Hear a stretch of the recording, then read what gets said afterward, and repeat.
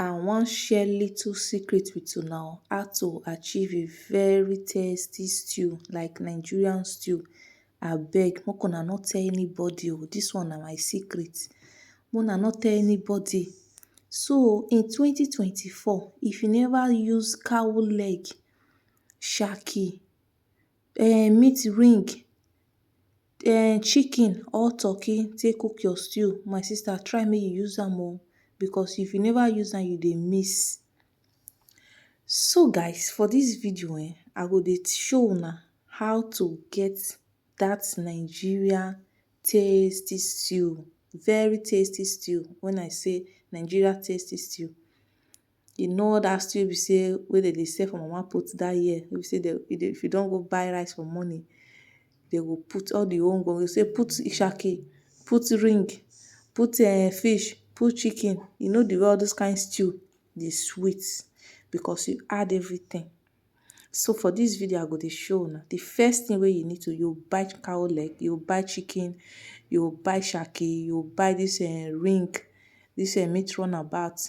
Then you come wash everything with salt, because I wash my own with salt. You wash am with salt, make sure say e clean. So after you don wash am finish, make sure say you blend garlic, ginger, onions and pepper. Yes, use pepper take steam your meat. No steam your meat without say you no put ginger or garlic or onions. And when you dey put am, especially dat onions, be very generous. No stingy with your onions. Make sure say you put am well, like e reach.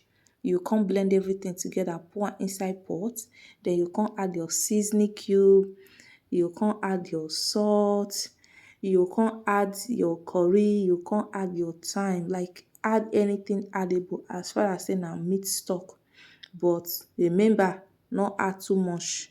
So abeg, if you dey watch the video to dis point and you never like am, I dey beg you at dis point to just like the video, share the video, and also try to follow my page if you have not yet followed the page. So as una see, I already add my seasoning cube before. Now I dey add the thyme. After I add the thyme finish, I come add my curry, add salt and bay leaves. Guys, don't put water. As you don add everything, no put water. Just turn am together, cover am, let dat meat water fetch the steamer first before you come later add water.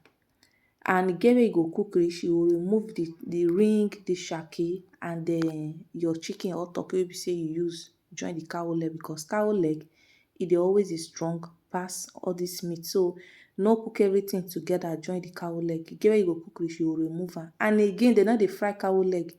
Fry only your chicken and leave cow leg and shaki and other things alone. Fry only your chicken. Do this and thank me later. Una do well when I say what you do to those points. I go see una for my next one. Una bye bye.